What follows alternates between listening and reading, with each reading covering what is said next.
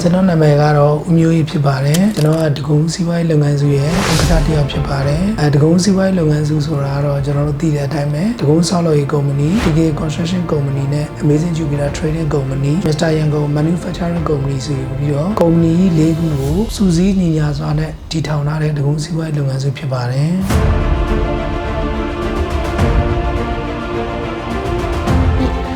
မြန်မာနိုင်ငံတင်မောသားအဖွဲ့ချုပ်နဲ့ကျွန်တော်တို့ဒါဆွေးနွေးဆောင်ရွက်ပူးပေါင်းပြီးဆောင်ရွက်ရတဲ့အကြောင်းရင်းဟာ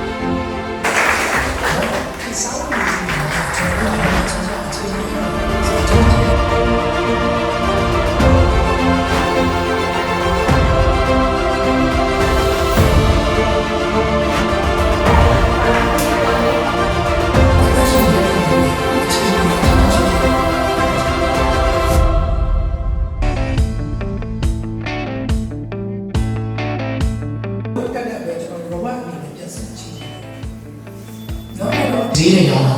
အပီအီကို square meter နဲ့ဆောက်တာဆိုတော့ကျွန်တော်တို့ knowledge security investment ကကျွန်တော်တို့ရဲ့ income ပေါ့နော်။အခုတော့ machine ပြောင်းနေတဲ့ business ဖြစ်တဲ့အတွက်ဥပဒေအရကစာရွက် file size ကိုလည်းကျွန်တော်တို့ဝေတာ။ကျွန်တော် maintenance မှာအများကြီးအခက်အခဲရှိတယ်။ဒီလိုအခမ်းအနားကိုတက်ရောက်လာတဲ့အားလုံးကိုကြီးစုပါတယ်ကျွန်တော်တို့ဒီအခမ်းအနားထပ်တော့ပို့အတွက်ကျွန်တော်တို့ဟာလာပြီးတော့ပူပေါင်းလို့တော့ပေါင်းလို့လုပ်ပြီးဒီလိုလေ